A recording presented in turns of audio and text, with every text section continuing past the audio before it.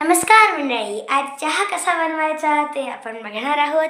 तर सगळ्यात पहिले आम्ही चहासाठी 1 कप दूध आणि 1 कप पाणी असं घेतलेलं आहे. तर खरं तर मी चहा पित नाही, पण आज मी स्वतः घेतो आहे म्हणून मी 1.5 कप दूध आणि 1.5 कप पाणी घेतलेलं आहे. आणि त्याला सध्या अशा लो फ्लेमवरती, तुम्ही बघू शकता, या लो फ्लेमवरती त्याला असं ठेवलेलं आहे. किचनमध्ये जास्त सोडा गोष्टींचा करू नये, नाही तर आई आपल्यावर चिडेल. याची प्रत्येकाने दखल घ्यावी. तर चहा बनवताना आपल्याला महत्त्वाच्या गोष्टी लागतील, ते म्हणजे चहापत्ती, चहा, ऑप्शनल आलं, साखर, दूध आणि पाणी. ते नसेल तर चहा बनणार नाही, कारण तेवढ्याच गोष्टींचा चहा बनत असतो मंडळी. तर आपण आज बघणार आहोत की चहा कसा बनवायचा. तर सगळ्यात पहिले आपण तिथेच आपण आत्ताच बघितलं, हे जे दूध आहे हे उकळायला ठेवलेलं आहे.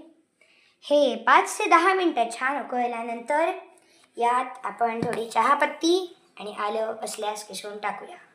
तर बघूया आता काय होते ते.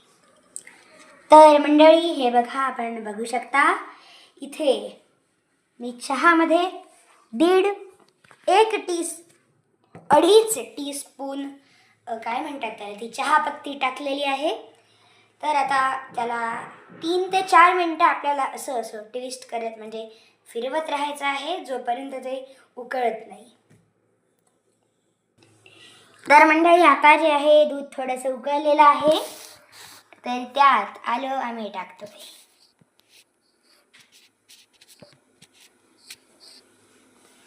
हे बघा, हे आहे आलं. हे मी असं दिसले. दूध बघा, चहा ओतू जाणार नाही याची सुद्धा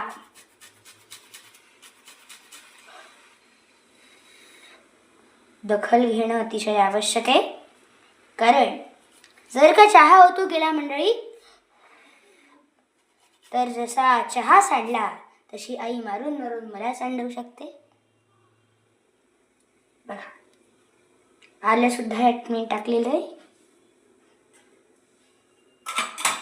आता तुमच्याकडे जर का कुठला डायबिटीजवाला पेशंट, जे अशा आजोबा किंवा वृद्धजन असतील, तर त्यांना जनरली बिना साखरेचा चहा लागतो. तर आपण बिना साखरेचा त्याला असा उकळून घ्यायचा आहे. तर आता आणि हा चहा जो आहे हा बनवताना असा फिरवत राहणं अतिशय गरजेचं असतं. कारण जर